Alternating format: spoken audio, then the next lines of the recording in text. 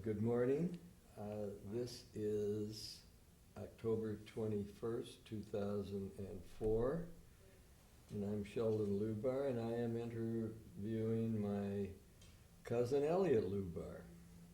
And Elliot, would you start out by giving us your full name and where you were born? Sure. Elliot Michael Lubar, and I was born here in Milwaukee at Columbia Hospital. And where did you live? Lived in Shorewood, in a duplex on Kensington. And my father had built that a few years before I was born. And could you tell us a little bit about your early life and schools you went to? Oh, sure. I have a pretty good memory. I loved Lake Bluff. They were kind and gentle. I became, I guess this is the time I became student council president, and I also had a great role in a Shorewood play.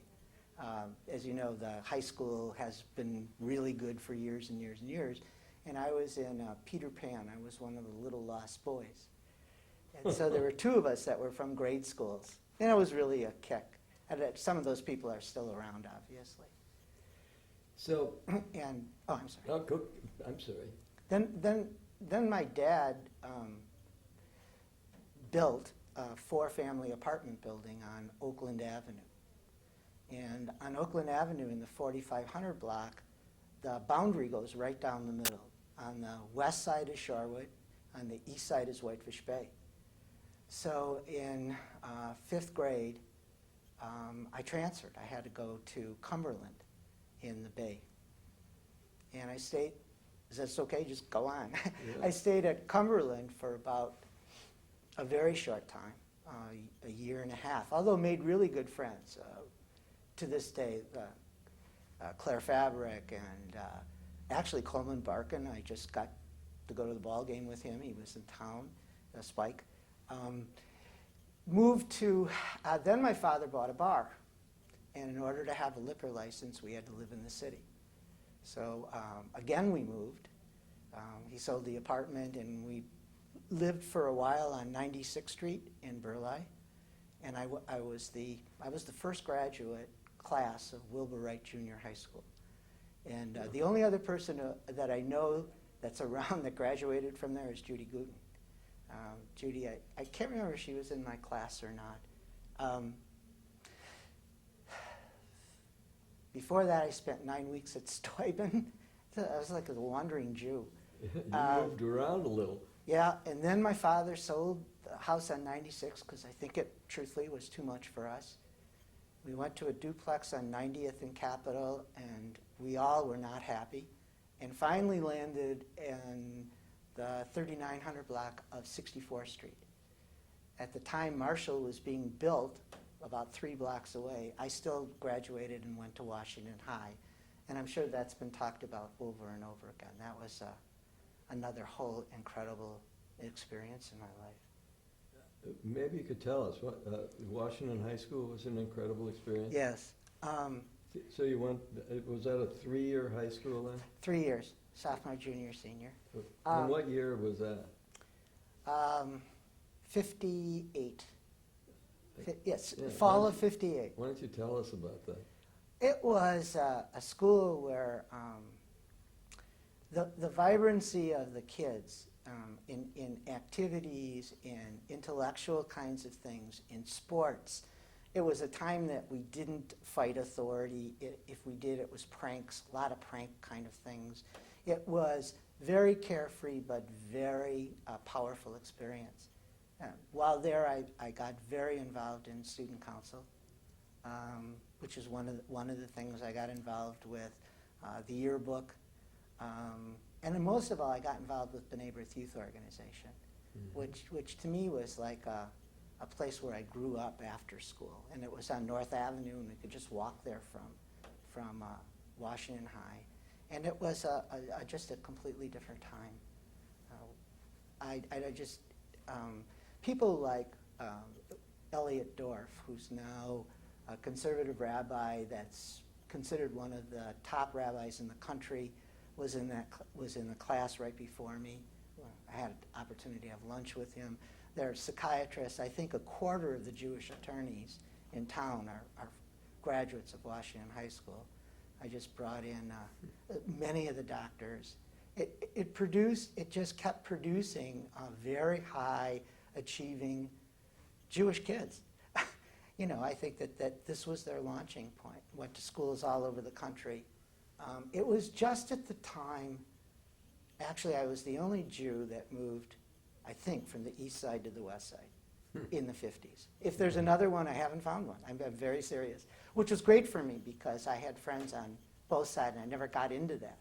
But in those days, it was really west side and east side. And there was, the migration was occurring, the early migration, I think, that had gone to the east side of Milwaukee and Shorewood was beginning to move out to Fox Point. And the migration from Sherman Boulevard, Grant Boulevard, 51st Boulevard, which were affluent, at least I perceived them as affluent, were also now moving to the Fox Point area. So I think there's a lot of the other direction. I just was against the stream. Elliot, just stepping back a little, could you tell us a little about each of your parents and your, if you can remember, your grandparents, sure, and where they came from and what you remember about them? Sure. Really vivid memories about the three that I knew. I did not know my grandmother on my father's side. She had passed away before. I had a grandmother because he remarried, but I don't think my father ever accepted her, as, to be candid, as his mother. I knew your real grandmother, Ethel. Yeah, Ethel. Yes. And I heard wonderful things about her, that she was a real caretaker of the children. I mean, my father grew up with 8 sisters, which is another story. Yes. I always thought there were 7. 8 sisters, which is an unusual thing. I'll continue with my father's side. My father's side came from an area around Kiev, and I think you know the name better than I do. Rosava. Rosava. For history's sake. And my grandfather came here first. And as I understand it, he bought a farm in Cottage Grove, which is near Madison, and it was a tobacco growing area. I don't know if they still grow tobacco. As I understand, the leaves are the last leaves used on cigars. They're the tough, hard one that holds them together. He then brought the family, I think the family to Cottage Grove, and soon after that bought a farm in what's now, it's Greendale. It's Greendale, but they used to call it Hales Corners. And it's right across the street it was right across the street from the Miles Trimborn farm, which is still there and is used as a historical building. There's art fairs there in the summer, and it's kind of a kick to go to Trimborn and then walk across the street and find some of the scrap metal that obviously came off of plows, and there's only a little bit of that left. I think the Greendale Senior Center is actually on that property. You weren't born when, No. while your grandfather still had the farm, were you? No, no. But your father worked on the farm as a boy? My father worked on the farm all the way to when he was a man, meaning that when he first went to school, college for a while, and then he married my mother and left the farm. They talked about it, though, a lot. My father has always talked about it a lot. I feel like I know it almost physically. A lot of quirks came out of there and neat things. One of the neat things was he loved to vegetable garden, which I picked up, and I've done ever since. This is the first year I haven't had one. On the other hand, he would not have a pet. And the reason he would not have a pet is because pets didn't belong in houses. They should be able to roam free. And he would not ever put a dog in a house. That was just beyond his rationale.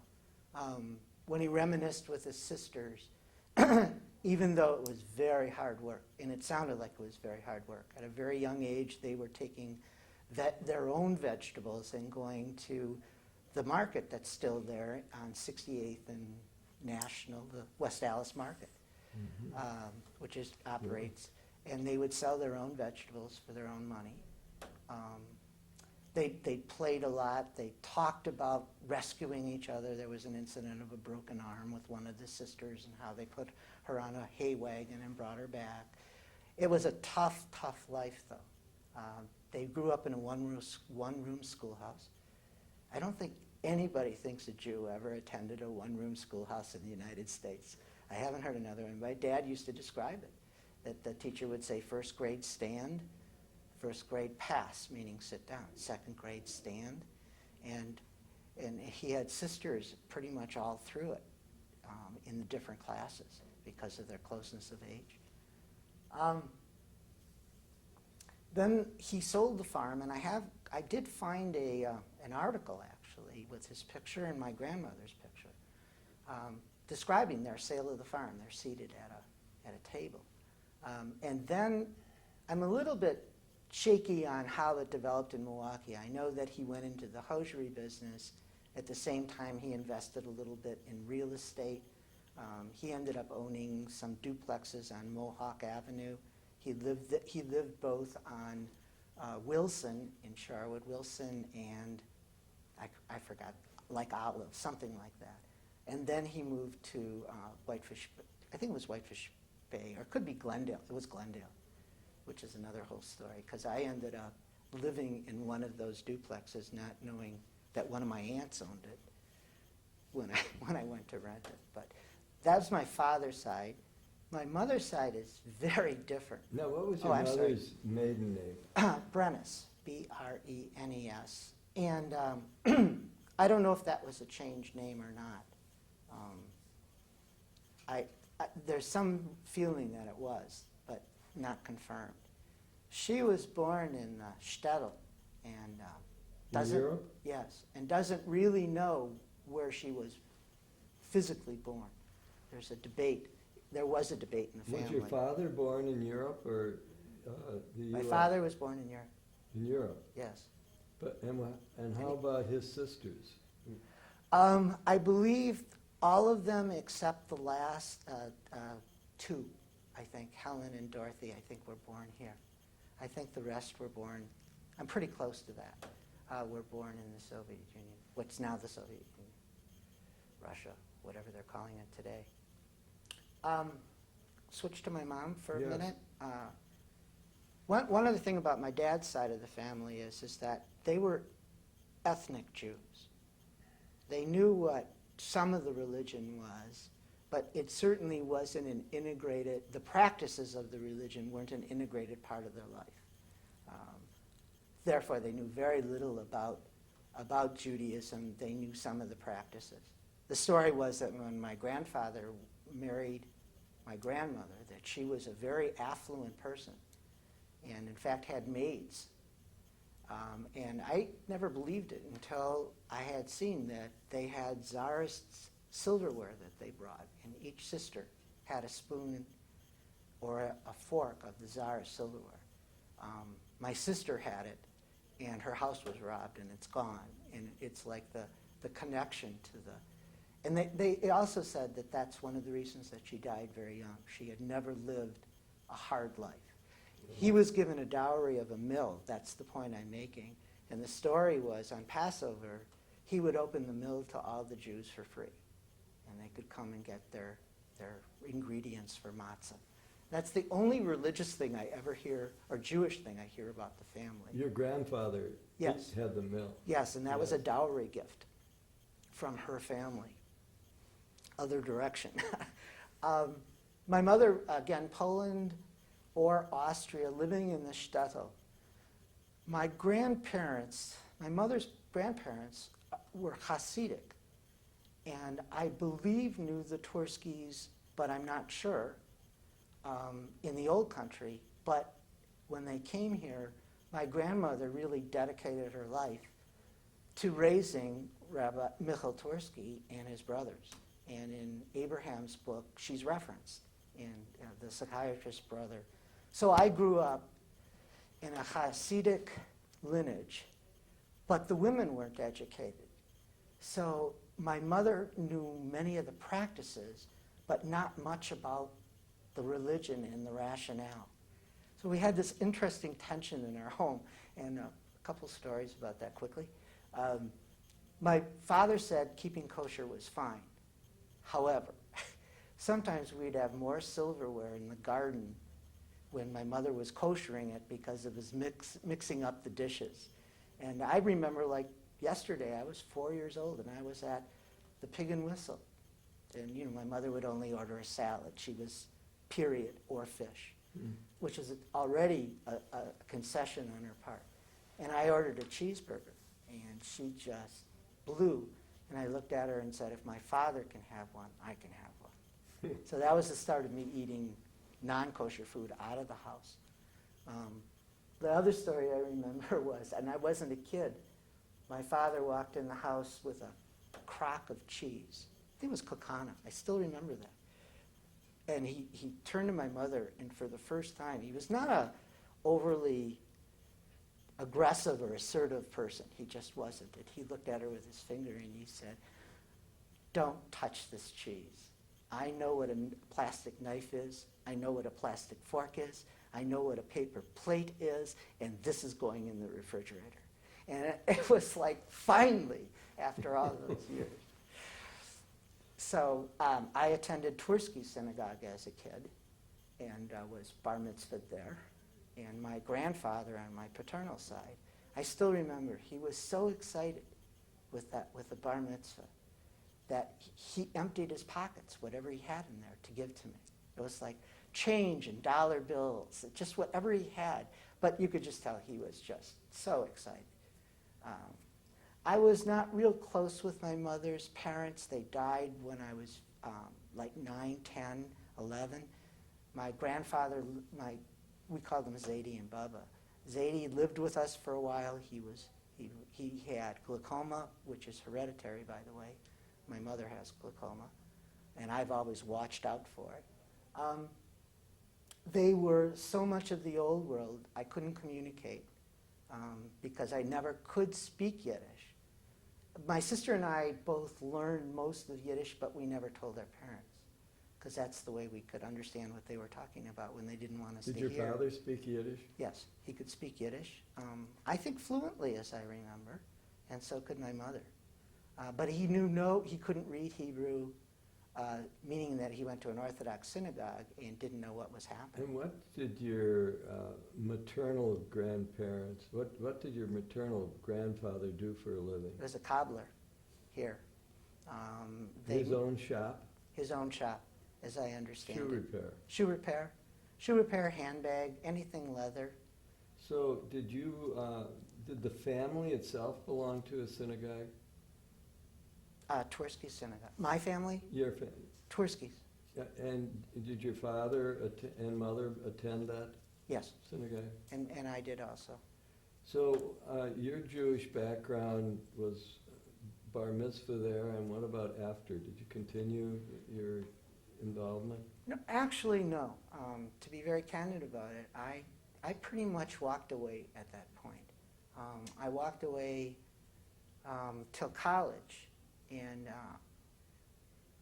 when I was in college, and that's another whole long story, it was during the days of the civil rights. And it was an interesting reaction for me. The more the black students would get up and talk about their identification and their proudness of their culture, it said to me, come on, enough already, find out something. Even though through BBYO, I certainly stayed involved in the Jewish community, but it was not a religious thing for me. But when I was in college, I decided that I needed to know more, not that I needed to practice more. I needed to know more about us. And so I started that journey and committed myself to working in the Jewish community.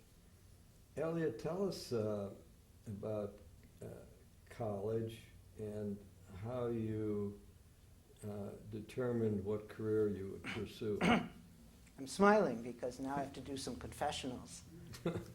I went to UWM at the beginning of my college career, partly for financial reasons, I think, although I think if I had asked to go to Madison, they might have come up with it, but I just didn't feel that that was appropriate. At the end of 2 years, I was accepted. I was looking at it last night. I couldn't believe what the letter said. I was accepted to Marquette Dental School after what the letter said was very significant screening. I was absolutely terrible with my hands. I mean, God forbid I put my hands in anybody's mouth. I did very well academically. So at the end of my sophomore year, they said, well, do you want to repeat the technical courses? And I said, yes, you don't have to do the academic. And then I dropped out before they would have. And the moment I dropped out was right before I was getting married. And I went back to UWM because I knew what I wanted to do all the time. It was social work. There was no question in my mind. How did you know that early in your life? There were two reasons. Now I have to get back to my father. My father, when he owned the bar, and people laugh about bartenders being social workers, it wasn't a joke, and I'll give you some specific examples.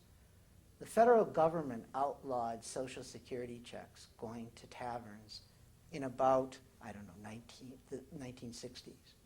What they didn't know was the honest tavern keepers were cashing those checks, putting the money in an envelope, putting them in the safe, and wouldn't give them any money when they weren't sober. In other words, in order for them to get through a month, they had to have their money managed. Who's going to manage money for somebody like that? Well, my father did. When he died, we went into the safe and we had to give back, I don't know how many envelopes. And he had jewelry and he had rings all marked. And they were all people who knew if it wasn't in his safe, it would have been pawned a long time ago. And he just was remarkable that kind of way. He was a man of very few words, but he conveyed powerful messages. I'll give you an example. I'll never forget it. We went to get a car, and it was a little Rambler American. It had a Continental kit on it. It was yellow. I mean, this was not my father. Yellow, four-door Rambler American. And the salesman, I even remember his name, the salesman was pointing out the features of the car. And if you remember, one of the features was he got to the point that the seats recline. And I remember I looked at the floor, and then I looked up my father, and he smiled, and he said, we'll take it. That was my sex education. I knew exactly how he felt. I knew exactly how he felt. That was it. He never talked about it. He never said anything before my marriage. One other time I came home and he used to leave very early for the tavern. He'd get up at 4:30 and go there. They'd open at 6 o'clock. If he wasn't there, people were calling the house. They had to get their stuff before they went to work. I missed the time and I came home and he was waiting in the garage for the car. I must have come home at 4:30.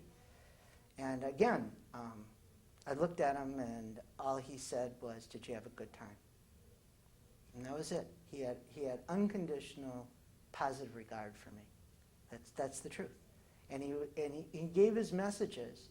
Never told a dirty joke, by the way, or anything. You never know that he'd own a tavern. He didn't drink.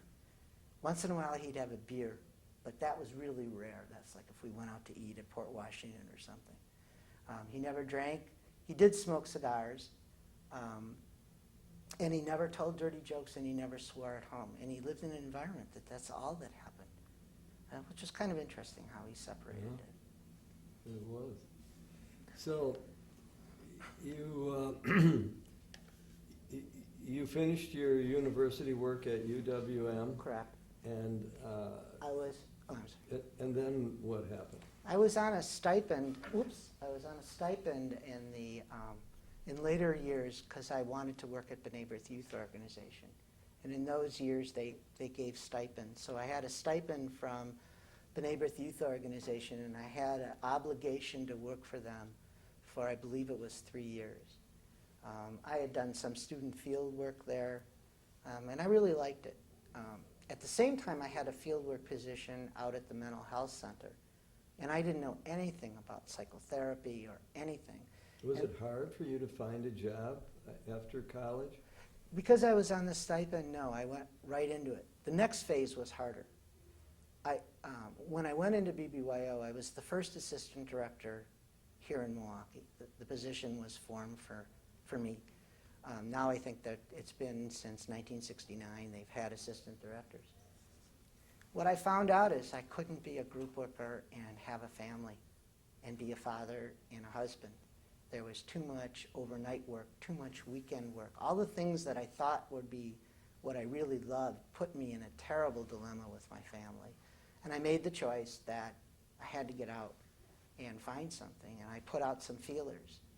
And a faculty member at UWM, who then became a faculty member at Hebrew University, Naomi Golan, knew the director of Jewish Family Services. And they said they'd like to talk to you. And I went in, and Ralph Sherman and Stella Jaffe, Ralph was the executive, Stella was the director of professional services. And I have to admit how I started there. They said to me, we're desperate for a Jewish male. They weren't exactly pouring into social work in the late 60s. As my mother said, one more year you could have been an attorney. True comment. We're desperate for a Jewish male. You don't know anything. We're willing to hire you, I think it was for $37 more than I was making. By the way, when I started in '69, I got $8,800 plus $300 because I had good grades. And they sent me, I said fine. And I started in 1970. And they sent me back to school. And it was kind of interesting because the first faculty person I had was a former worker, Irv Weinman, that worked at the agency. He was on the faculty and he was private practice. And he looked at me and he said, you're not going to take any exams, are you? And I said, not if you don't give them. So I got a pass on the exams. I mean, I'd already graduated the school and graduated very well academically. Now you mentioned Ralph Sherman, who is was a well-known person.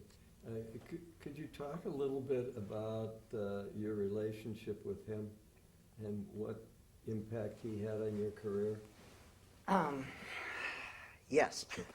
At the beginning, it was a very formal relationship. He was a very formal person, meaning there were definitely ranks within the agency. You didn't, if you were a beginning caseworker, you didn't drop into Ralph's office. And the agency was Jewish Family Service? Jewish Family Services, and we were located in now the Plankington building. They had just moved before I came, about 2 years, from a long-term office on 3rd Street, the old Jewish neighborhood. They had now moved to the Plankington building, across from Dr. Doctor.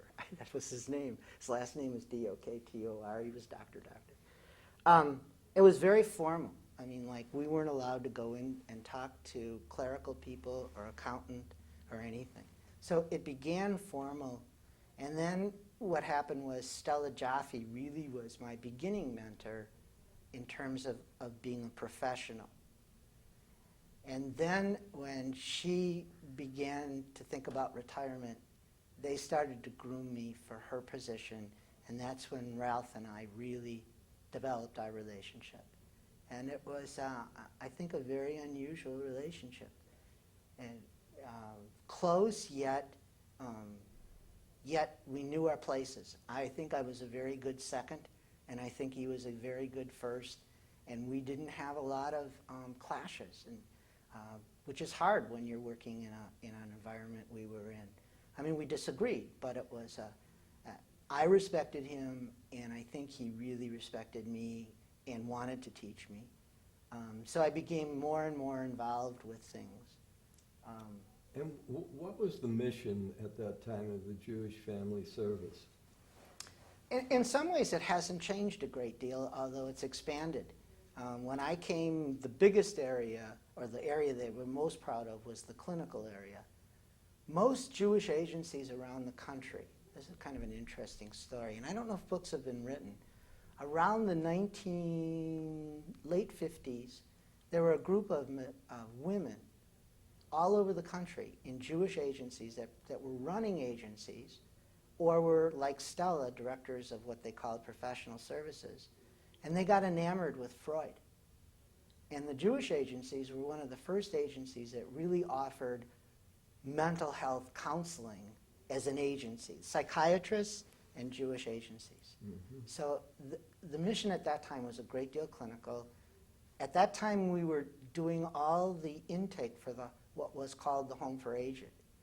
And the feeling was if you came to a family agency, you didn't necessarily then go to a, quote, old folks home. You might be able to get other services. If you went direct, you would go right in. Ralph was hired, another story, these are complicated. Ralph was hired because he was the director of Lad Lake, which is still there, a residential treatment center. The old Jewish orphanage, which was called Hebrew Sheltering Home, which has story after story, before my time, was converted to a residential treatment center on 50th Street, down from the Jewish home. It was like down the block. And it even bought or rented from Jewish Vocational Service an apartment building on Keefe, like 60-something, for teenagers. So we had a little kids' home and we had teenage home when I started. So there was residential treatment, which I was involved in. Ralph closed it in '76 because the county was doing what it does now. The county was saying you can't have kids for, the county was paying and say you can't have kids for long term. They have to be in foster care. And Ralph said, I can't do that with conscience. Came to the Jewish community and said, will you fund it? The community said, we can't afford it. And we closed our children's home, our adoption program, and our foster care program. And part of that also had to do with the change in practice. We were doing more family therapy. So counseling, we did the old home, and we've also always done resettlement from 1867. Just when I came were the last remnants in 1970 of Eastern Europeans, non-Soviet. I think I got the last Polish Jew that was admitted to the United States. It had just about stopped. But Ralph always kept a resettlement person who worked with previously resettled people. And his point was, and it was really a beautiful point, he said, Jews have always had their bags packed and we have to be ready for them. That was his mantra about resettlement. You're still having a large number of resettlement cases? No, now it's very small, but when I became exec, I laugh about it. That's 1980, end of 89. I didn't get one agency, I got two. That was the second big wave of Soviets that came out, was between 89 and I believe 92. I think we resettled, there were thousands, and I don't remember if it was 3 or not. So we had to build up from one staff to, it got very large. And also the wave in the 70s. Let me go back a little bit. I left Jewish Family Services in 1979. Now I've talked about my whole life being there, but I left, and I left because I felt I needed to know who I was. I felt I was a child that went in. I've gotten trained. I want to know who I am. I mean, what can I do? And I got hired at Federation.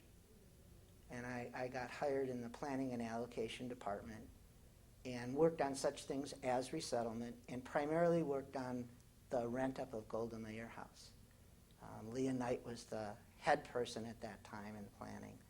And I was called, I think, Director of Community Services, something like that. So I had the big, what they called collaborative programs.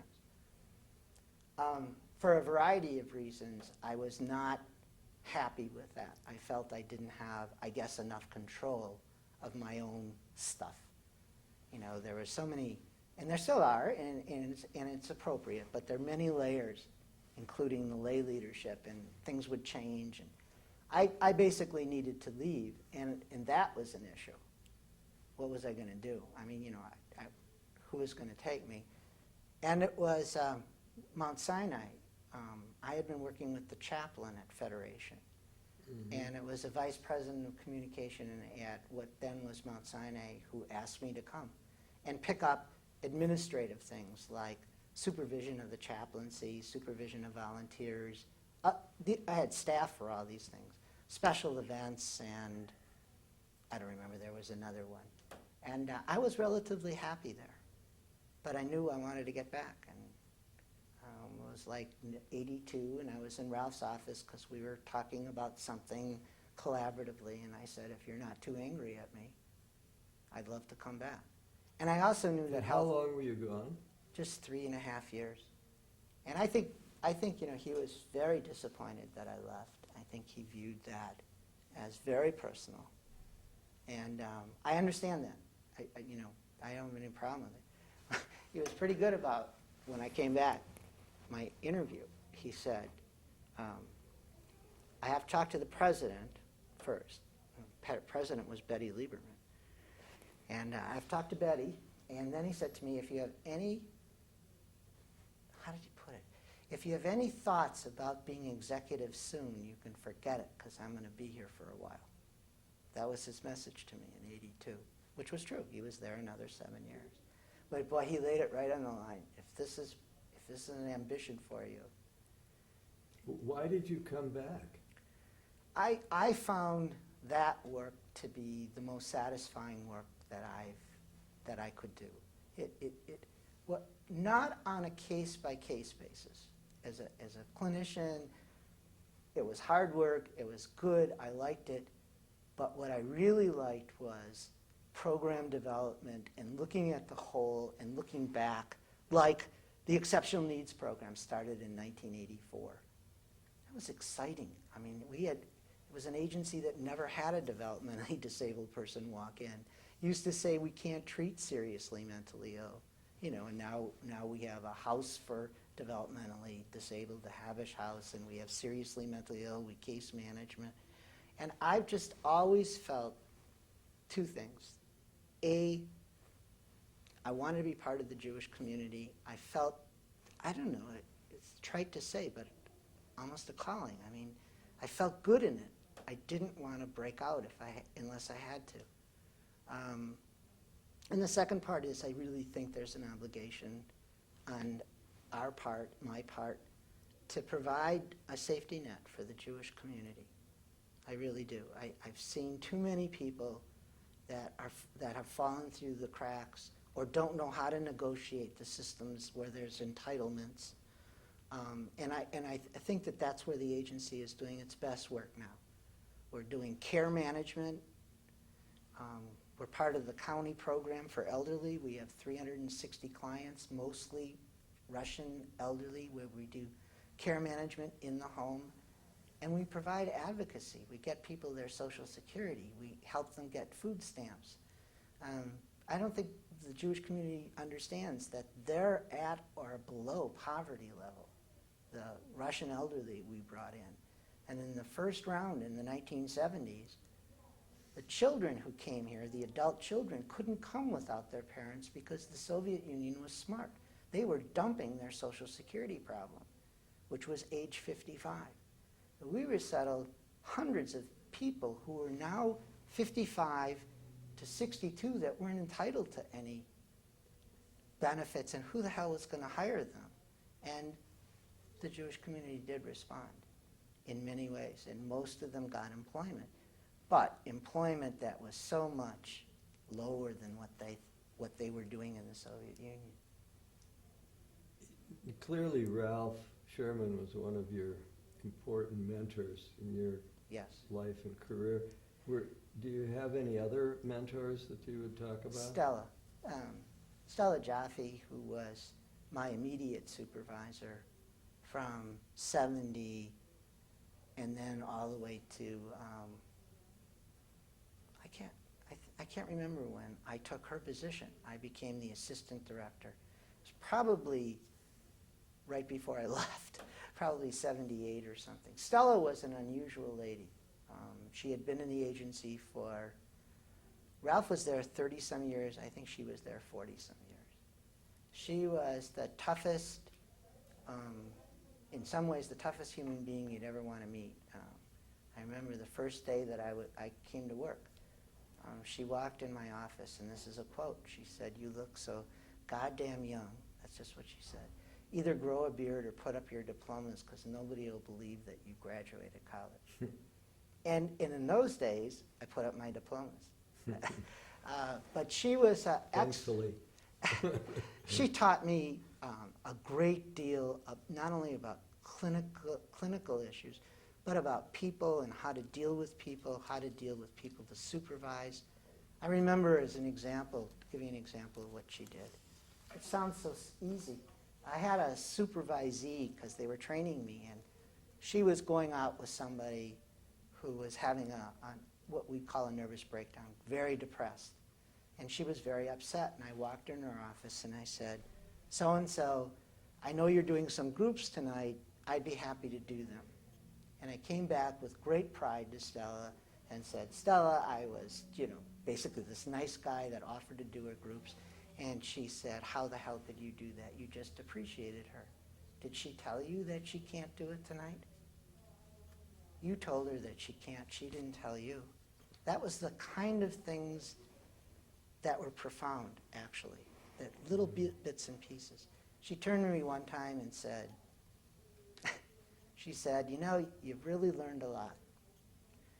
But if you don't work out the few other things in treatment, you'll never go anywhere. Period. I'm done with that. If you aren't going to get more assertive, if you aren't going to," there were some other things that if you're not going to do it, you're going to go nowhere. That's a story too. After my dad died, I was pretty decimated. I mean, I guess I had him on a pedestal. I didn't even know that because he really wasn't involved that much, but I guess he was my rock or whatever. And so I knew I had to go into treatment.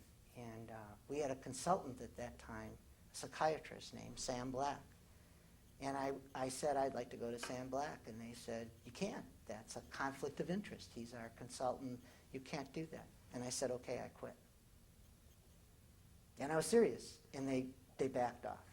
And so I saw him for treatment. But that was the first big confrontation with Stella and Ralph about a new era, truthfully, was I quit. That's more important than my job right now. And I'll find another one. And they backed off. And those kinds of things now are not part of the agency. They're not as formal. We don't send pregnant women home because it's a conflict with our clients. We get arrested, first of all. Elliot, as we near the end of this interview, we haven't talked about your wife or your children. So tell us Sure. just a little about them for posterity here. Okay. My wife has been my rock and has been, it's trite to say, but it's true, has been there for me all during our marriage. She put me through college when I came back. I mean, she worked as a teacher. She had a child early to get me out of Vietnam. I call Mindy my most wanted child in the whole world. And she went back to work and did child care, took care of little kids, raised like 3 families. Charged good money, by the way. She didn't work for nothing. And the last one, I feel, is like part of our family. She's now retired and taking care of the house. So you have 2 children. 2 children. Mindy, who's born in 68, 36, and Stephen, who was born in 71, 33. Mindy's here in town. She's married, and she has a great reputation in the nonprofit world. In fact, I think she knows more people than I do, and I think more people like her than me. She's now a consultant, and she does work for executive search and other development and other kinds of things. And I've been crazy about my kids. I mean, I guess all parents are. Stephen is an attorney in Baltimore, and he married a classmate attorney, and they both are in practice in separate places. She's more in the corporate area. She does a big firm and does corporate mergers and acquisitions. And Stephen is staying pretty much in labor. He's an advocate. His first job was, and I'm proud of it, his first job for low money was he was a plaintiff lawyer for kids that had lead paint poisoning in Baltimore, which is a big issue. He then went to another firm, and it looks like he might go back into that kind of area. He's being recruited now. I don't know if it'll happen, but they'll want him to do asbestos things. But that was a big learning experience for him. They're both decent kids, meaning Steve's had a little brother since he got to Baltimore, a Jewish family. They have a Jewish big brother, big sister in Baltimore. And a young father died. And one of the kids, not poor, Steve's been a big brother too, and we've watched him grow and develop. And I just am proud of my kids. Well, you should And I have a be. grandchild. If I didn't mention Solomon, which I'm really proud of, that he called his child after my father. We called him after my grandfather, Shimon in Hebrew. Named him, I mean, so. Oh, last thing, Yeah. or whatever. Sure. This is the Lubar story, Sheldon. I just have to say that because of me being the only direct, when you think about it, lineage of Simon, I remember Simon's deathbed, where I believe it was Mount Sinai, and he was lucid, but was going to die, and he called me in the room. And he had no emotion, no nothing. He said, "You're a Lubar, make me proud of you." That was it. That was the message. And you knew it was for real. I mean, you didn't know the depth of it. But to do that at that point in time, I've never forgotten it. It's both been a pleasure and a burden. He was a wonderful man, I thought. And my daughter, I have to tell one story about the about the interviewer. I don't know if you remember, but many years ago, we were at, I think, my Aunt Sarah's anniversary party at Manchester. And my daughter came up to you. She was about 10 at that time. And she said, "Has anybody ever asked you if you're related to me?" Honestly, and it's so funny because, and I do have to say that, is that wherever I go, I'm asked if I'm related to Sheldon. And I'm proud to say yes. Well, I am too, Elliot, about you. And it's been great interviewing you. And Thank you. you are part of the Milwaukee Jewish Historical Museum now. Yes. Yeah. I've been bringing in my stuff. Thank you. Yep.